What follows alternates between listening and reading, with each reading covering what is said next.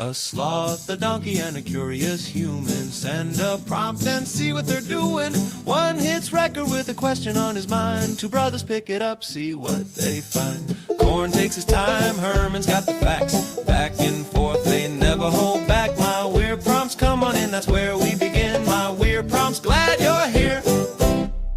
This episode was generated using artificial intelligence. Please verify facts. Hi, Herman and Corn. So one of the doctrines that's very central to the vision of the State of Israel, which was really front and center for the country's pioneers, people like David Ben-Gurion, is the idea of independence and non-reliance upon third parties.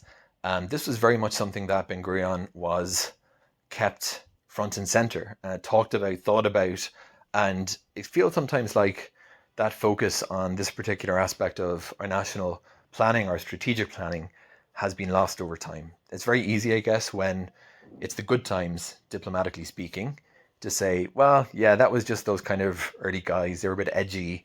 You know, the memory of the Holocaust was very fresh for them. But we don't really think that way anymore. And we looked at it in another episode, the concept of international interdependence, and specifically whether 100% independence is actually a viable goal for any country in today's world. We just need to look at North Korea as an example of what a almost hermetic closed loop economy looks like. And it's a pretty grisly example. It doesn't paint a very flattering picture. It also kind of flies in the face of the best economic thinking, or the standard economic thinking for the past few decades, namely that the world benefits, the whole benefits when countries focus on what they're good at, what they're best at, and the overall resources created benefits. So it's very hard with the way supply chains are interlinked to ever imagine, nor to even find it desirable from a simple collaboration standpoint, that humans achieve great things and maybe their best things when people from different cultures and different parts of the world can come together to work productively. In the wake of Israel's war in Gaza, however, we've seen a real challenging of Israel's international relations. Many countries have taken very, very firm stances against the war. Ireland is a perfect example, and become extremely hostile to Israel to the extent that Ireland was pushing to not play a soccer fixture that became a staple of their national debate, and has been trying to push for the European Union as a bloc to hold Israel in contravention of the EU agreement over its conduct in the war in Gaza. And thankfully, from my perspective and that of Israel at least, Ireland's incredibly hostile attempts have been thwarted by Israel being able to rely upon, for now, partners like Germany, who have given Israel support at the forum. But we're reminded again of that quote attributed to Charles de Gaulle, that countries there's no such thing as friendship or enemies in international relations, only strategy. That was my own take on the quote, a bit of a remix, but that's the idea, that there's really no such thing as friendship. It's all kind of illusory at the end of the day.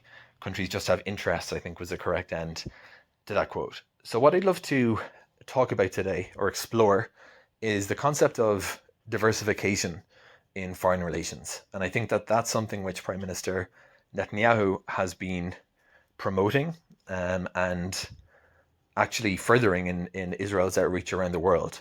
It's not just about anyone who's interested in being our friends are welcome to open up a diplomatic mission in Jerusalem. It's actually going out to pursue friendship around the world. And if we think about, I'd love to be in the room, because I think I'd be surrounded by like-minded people in a geopolitical simulation room where we're talking about worst case scenarios. What would happen if Israel completely lost the support of the US became adversarial?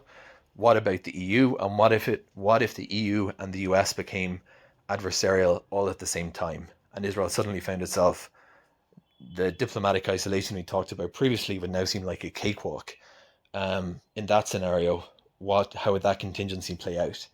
And I think that diversification in international relations is maybe the preemptive layer, that the hard work at this stage to make sure that Israel never even gets to that contingency, or never becomes a realistic possibility. So I'd love to talk Herman and Corn. We have trade relationships, which are very important to those supply chains. And I'd love to know, firstly, where Israel stands in terms of its balance of trade and its import and exports. But do we find precedent in international history for a significant diversification or a significant shift away from one bloc to another? For example, Israel being proximate to Europe has often been seen as kind of its natural home market. But that's not to say that that couldn't be shifted towards Asia or different parts of the world. But that would require basically a real refocusing of diplomatic effort, trade missions, all that infrastructure away from challenging the business as normal approach and starting maybe with a very explorative phase, looking at where is there actually potential for productive diplomatic and trade relations that isn't being pursued at the moment. So I'm wondering, Herman and Corn, about how that kind of strategic thinking actually happens, if it does, what extent AI can be of assistance in this, and the concept as other countries have espoused and furthered it. Hey everyone, welcome back to my weird prompts. It is February 26th, 2026, and I am Corn, sitting here in the studio with my brother, as always. Herman Poppleberry here. It is good to be back, Corn. I have been looking forward to this one all morning. We are diving into some heavy-duty geopolitical modeling today. It is a heavy one. Today's prompt comes from Daniel, who is actually listening in from Jerusalem. He is asking about the concept of diversification in foreign relations, specifically for Israel. He is posing a pretty provocative what-if question. What would happen if Israel lost the support of both the United States and the European Union simultaneously? He wants us to look at the trade balance, historical precedents for these kinds of massive diplomatic pivots, and how artificial intelligence might help a country navigate that kind of existential strategic shift. It is a fascinating prompt because it touches on the absolute bedrock of Israeli security and economic policy. For decades, the assumption has been that the West is the indispensable partner. Daniel's question forces us to look at the cold, hard numbers and the technical infrastructure required to actually move a nation's entire orbit from west to east. We are talking about a total rewiring of a country's DNA. And Daniel is seeing the local discourse on this every day. It is one thing to talk about strategic ambiguity or non-dependency in the abstract, but when you look at the actual cargo ships, the fiber optic cables, and the venture capital flows, it becomes a much more complex engineering and data problem. Right? And to set the stage, we should probably start with where things stand right now, as of early 2026. If we are talking about a scenario where the United States and the European Union both pull their support, we are talking about a total upheaval. The European Union is currently Israel's largest trade partner as a bloc.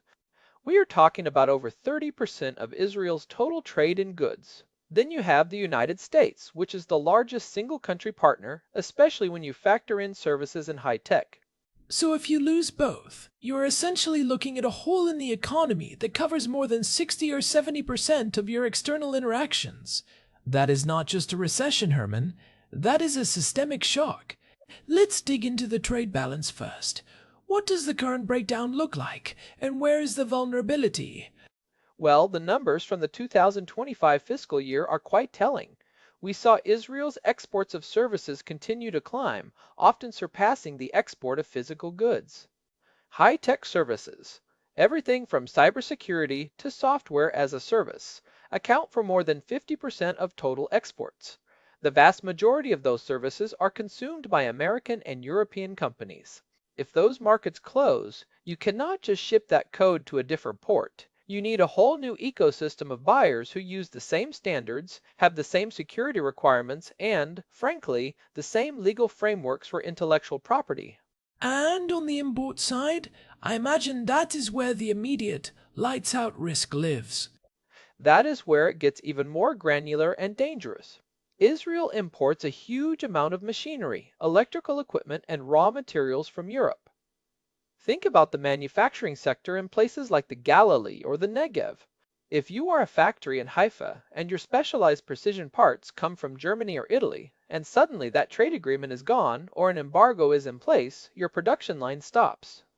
You can't just swap a German-made precision tool for a different one from, say, Vietnam, without significant retooling and potentially millions in capital expenditure. It is a lock-in effect that is physical, not just economic. So the immediate impact is a massive supply chain fracture. But Daniel is asking about the pivot. If the West is gone, is there a realistic alternative in Asia or the global South? Can the Look East policy actually fill a hole that big?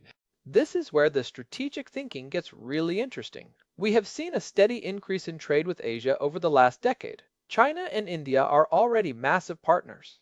China is a major source of infrastructure investment. They literally built the New Bay terminal in Haifa. India is a huge market for defense and agricultural technology. But there is a massive difference between having them as trade partners and having them as strategic pillars that replace the West.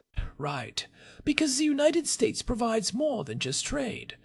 They provide the diplomatic umbrella at the United Nations and the security guarantees. If Israel pivots toward Asia, it's not just about selling more oranges or cyber defense software to Beijing or New Delhi.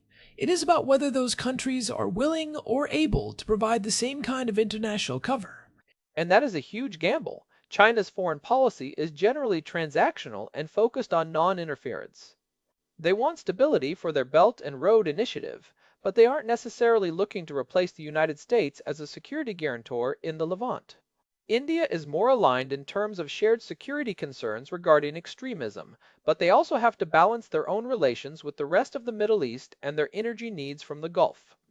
It is a much more fragmented landscape than the relatively cohesive Western Bloc we have seen since the 1950s. I want to look at the historical precedents Daniel mentioned. Has any country actually pulled off a shift this massive, moving from one global bloc to another while under pressure? There are a few interesting examples, though none are a perfect one-to-one match. You could look at the United Kingdom after Brexit as a recent, albeit ongoing, attempt to pivot away from a massive trade bloc toward a global Britain model. That has been incredibly difficult and has shown just how much friction is created when you leave a harmonized regulatory environment. Even with a shared language and history with the United States, the United Kingdom has struggled to replace the seamless trade they had with the European Union. Another one that comes to mind is South Korea in the late 20th century. They moved from being almost entirely dependent on the United States for their economic and security survival to becoming a global powerhouse that balances relations with the United States, China, and Japan. But, as you often point out, Herman, they did that by expanding their footprint, not by losing their primary partner. They added the East to the West. They didn't swap one for the other. Losing the partner is the scary part of Daniel's prompt. A better, albeit darker example might be the Soviet Union's former satellites after the collapse in 1991. Countries like Poland or the Baltic states had to pivot their entire economies from the east to the west in a matter of years. Their entire infrastructure was built for the Soviet system. The rail gauges were different. Literally, the tracks were a different width. The power grids were integrated with Russia, and their trade was all internal to the Eastern Bloc. That is a great point. The rail gauge problem is such a perfect literal example of the technical friction. If your country is built to plug into one system, you can't just flip a switch and plug into another. You have to rebuild the sockets. Precisely. And in Israel's case, those sockets are things like the European Union's Horizon Europe research program. Israel is a part of that, and it provides billions in funding and, more importantly, a framework for collaboration between universities and tech companies. If you lose that, you have to build a brand new framework with, say, the Association of Southeast Asian Nations, or individual countries like Japan or South Korea. That takes years of diplomatic legwork and legal harmonization. You are talking about thousands of pages of new treaties that have to be negotiated from a position of weakness if you've already lost your Western backing. Let's talk about that diplomatic legwork. Daniel asked how this kind of strategic thinking actually occurs. Who is in the room when a country decides to move its entire focus from Europe to Asia? Is it just politicians making speeches? In Israel, it is a mix of the National Security Council, the Ministry of Foreign Affairs, and the Ministry of Economy. But more and more, it is also about the private sector. The government can sign all the treaties they want, but if the tech companies in Tel Aviv don't see a path to profit in the East, or if they can't get their engineers' visas to work in Tokyo, the pivot fails. It's a bottom-up process as much as a top-down one. This seems like a perfect place to bring in the AI angle. Daniel is an AI enthusiast, and he wants to know to what extent AI can assist in this process. How do you model a whole nation pivot? Can an LLM tell you how to save an economy? This is actually where the cutting edge of geopolitical analysis is moving. We talked about this a bit in episode 662 when we discussed the geopolitical graph. Imagine a digital twin of a country's entire trade and diplomatic network. You can use large language models and graph neural networks to simulate shocks. You feed the AI every bill of lading, every customs declaration, every flight path, and every fiber optic connection. So you could literally run a simulation that says, okay, the European Union just imposed a total trade embargo on agricultural tech. What happens to our supply of medical isotopes in 48 hours? And the AI can find the non-obvious alternatives. It might identify that while you can't get a specific part from Germany, there is a factory in South Korea that produces a 98% compatible version, but they currently only ship to Brazil. The AI can then suggest the diplomatic and logistical path to redirect that supply chain. It can process millions of these variables in seconds, whereas a human committee might take months to even identify the problem, let alone the solution. It is about mapping the hidden dependencies. Most of the time, we only see the first-order connections. I buy a car from Japan, but the AI sees that the car from Japan uses a chip from Taiwan that was designed using software from California. If you lose the California software because of a Western pullback, the Japanese car doesn't get built, and your pivot to Asia hits a wall you didn't even know existed. That is the cascading implications problem, and it is why a pivot is so dangerous. The global economy is so intertwined that you can't really go it alone or even go with a different group without touching the group you left. AI helps you map those second and third order effects so you aren't blindsided by your own dependencies. It makes me think about the work Daniel does in automation and tech communications. He is always looking at how to streamline these complex systems. If you were the Israeli government, you would want an AI-driven dashboard that shows you your autonomy score in real time. How much of our food, energy, and defense is dependent on people who might not like us tomorrow? And that brings us back to David Ben-Gurion, whom Daniel mentioned in his audio prompt. Ben-Gurion was obsessed with mamlaktiyut, or statism, and the idea that Israel must be able to stand on its own. He would have loved the idea of a digital twin for national security. He understood that independence isn't just a feeling, it's a set of logistics. In 1948, that meant securing water and ammunition. In 2026, it means securing data centers and semiconductor supply lines. But back then, independence meant growing your own wheat and building your own rifles. Today, independence means having your own semiconductor fab or your own sovereign cloud. It is a much higher bar for a small country. It is almost an impossible bar. Even the United States and China struggle with true non-dependency. For a country of 10 million people, true non-dependency is a myth. The goal isn't to be independent, it's to be too important to fail, for as many different people as possible. Diversification isn't about leaving the West, it's about making sure the East is just as invested in your survival. You want the sockets to be universal. That is a subtle but crucial distinction. It is not a pivot away, it is an expansion outward. But Daniel's scenario is the nightmare version, where the choice is taken away. If the West leaves you, the expansion becomes a desperate scramble for survival. And in that scramble, the terms of the deal get much worse. If China knows you have nowhere else to go, they aren't going to give you a friendship price. They are going to extract every ounce of strategic value they can.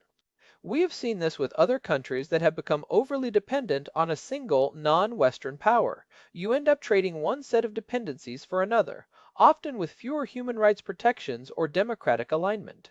You might trade a partner that criticizes your policy for a partner that wants to own your ports and your data. Let's take a quick break here. I think we need to process the weight of that. When we come back, I want to talk more about the specific industries that would be the hardest to pivot, like defense, and what the look-y strategy actually looks like in practice. Sounds good. I have some thoughts on the defense sector specifically that I want to dive into. It's the most locked-in part of the whole equation. Herman, Bubbly, are you there? Mum, I am on the show right now. We are recording. I know, but I was just at the market and I saw those nice peppers you like. Do you want me to bring some over? And also, did you call the dentist? You know your father said you shouldn't wait on that tooth. Dorothy, I am literally in the middle of a discussion about international trade relations. I will call you back in 20 minutes, I promise. Okay, sweetheart, don't be grumpy. I'll leave the peppers by the door. And don't forget we have Shabbat dinner at 6 on Friday. Love you. Bye, Dorothy. Sorry about that. She has a knack for timing. Every time we talk about the end of the world, she calls about peppers. Honestly, it's a good reminder. Behind all these high-level geopolitical discussions, there are people just trying to make sure their kids go to the dentist and have enough peppers for dinner. That is what a trade war actually impacts: the price of peppers and the availability of dental supplies. If the trade routes from Europe are cut, Dorothy's peppers might cost 5 times as much, or they might not be there at all. It's the domestic reality that usually breaks a government's resolve in these scenarios. But let's get back to the technical side. We were talking about the difficulty of pivoting specific industries. Right.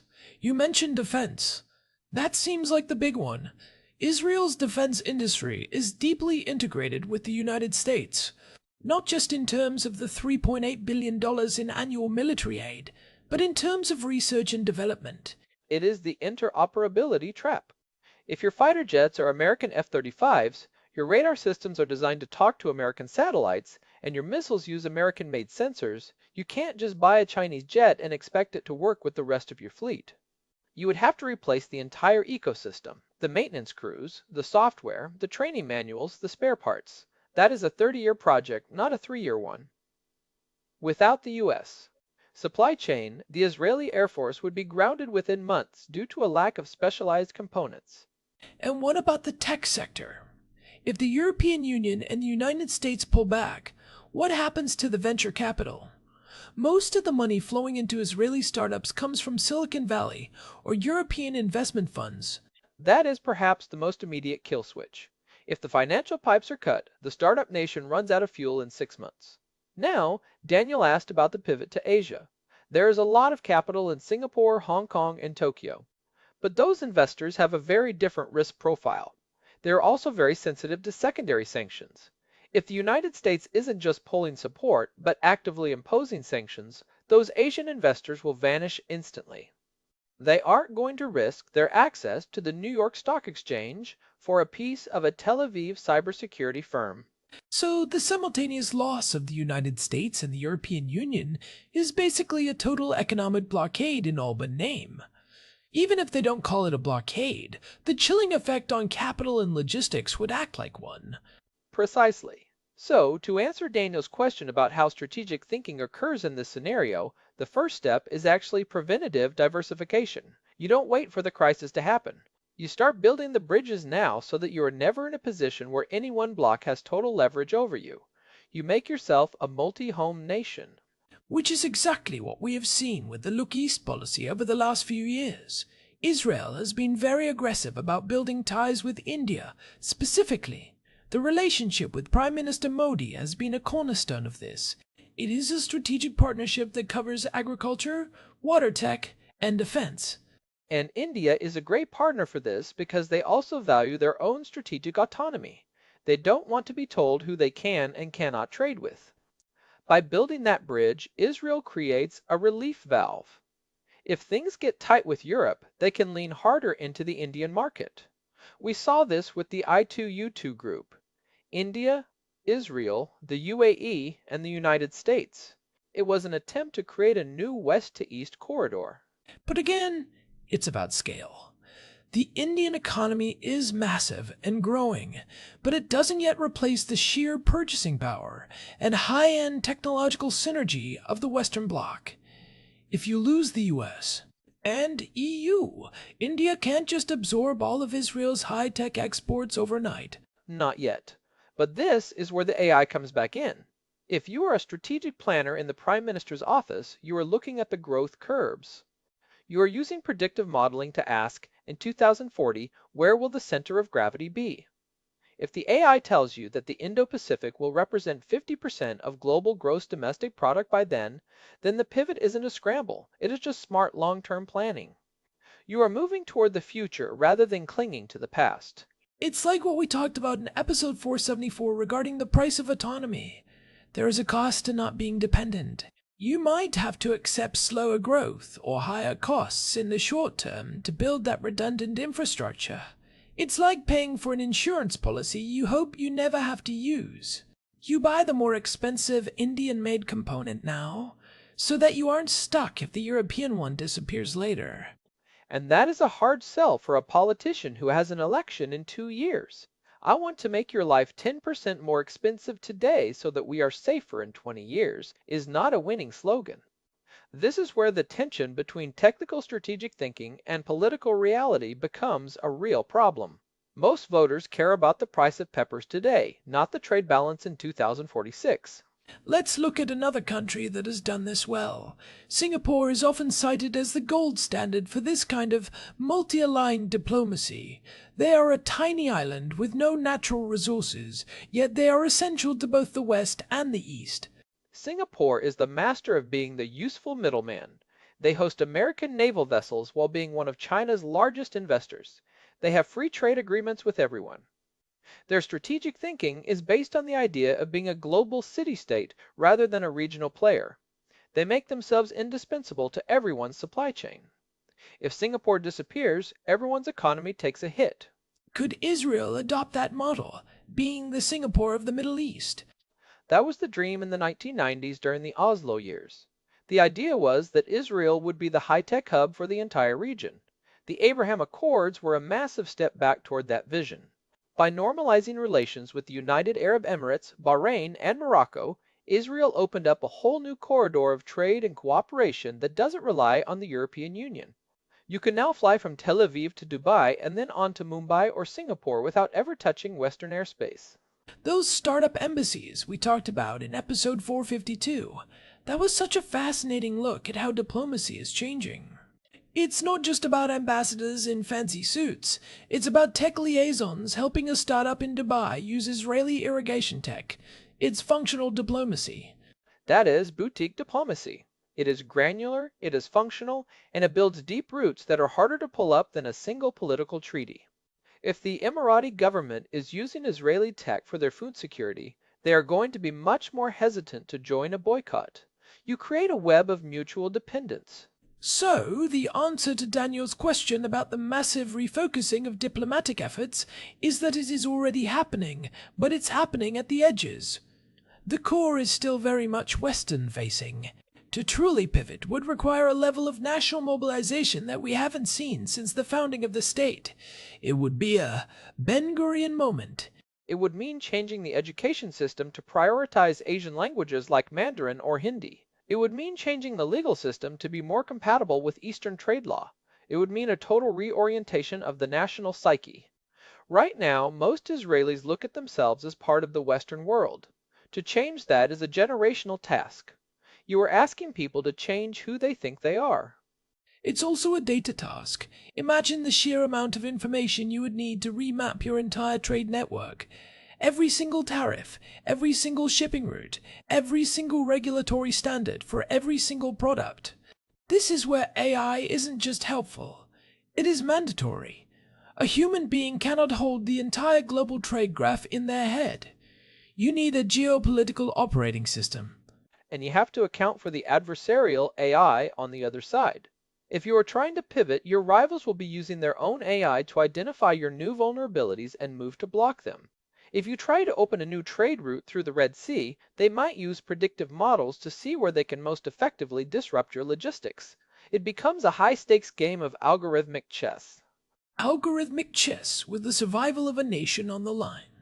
That is a terrifying thought. But it also shows why Daniel's work in tech and AI is so relevant to the big picture survival of the country. These aren't just cool tools for making apps, they are the infrastructure of modern sovereignty. If you don't have the best AI, you can't defend your trade routes. And I think the big lesson from other countries is that you can never truly finish a pivot. You have to be in a state of constant dynamic rebalancing. The moment you think you are safe with a new partner, the world changes again. Look at how quickly the relationship between Russia and the West changed in 2022. or how the US-China relationship shifted in the late 2010s. It's the walking between raindrops, metaphor from episode 555. You are always moving, always adjusting, trying to stay dry in a storm that keeps shifting direction. You can't stop moving or you'll get soaked. And if the storm gets too big, if both the United States and the European Union turn their backs, you are going to get wet. There is no way around it.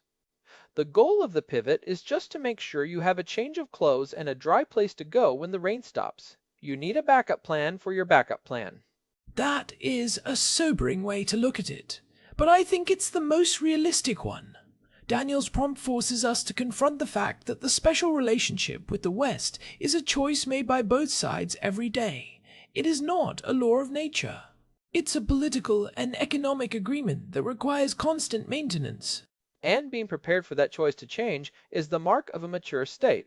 It's not about being anti-Western, it's about being pro-survival. It's about recognizing that the world of 2026 is much more multipolar than the world of 1996. So, what are the practical takeaways here? If you are a listener who isn't a government minister, why does this matter to you? First, it matters because it impacts your wallet. If you are a business owner or an investor, you need to be looking at your own dependency graph. Are you too reliant on a single market? Could your business survive a major geopolitical shift? Diversification isn't just for countries, it's for companies and individuals too. Second, it shows the value of technical literacy in diplomacy. We need leaders who understand what a supply chain actually looks like and how AI can be used to protect it. It's not enough to have good speeches, you need good systems. We need people who understand the rail gauge of the digital age. And third, it's a reminder that independence in the 21st century is about the quality of your networks, not the height of your walls. The more people you are connected to in meaningful, functional ways, whether it's through the Abraham Accords or tech partnerships in India, the safer you are. Isolation is the real enemy. I think that is a perfect place to start wrapping up. We've covered a lot of ground today, from the hard numbers of Israel's trade balance to the historical precedents of the Soviet collapse and the future potential of AI-driven strategic modeling. It's a lot to chew on. And Daniel, thank you for sending this in from Jerusalem. It's a prompt that really gets to the heart of what this show is about, taking a weird or uncomfortable idea and digging into the technical and strategic reality beneath it. It's about looking at the world as it is, not just as we want it to be. And hey, to all of our listeners out there, if you are enjoying these deep dives, we would really appreciate it if you could leave us a review on Spotify or Apple Podcasts. It genuinely helps the show reach more people who are interested in these kinds of topics. We are trying to build our own network here.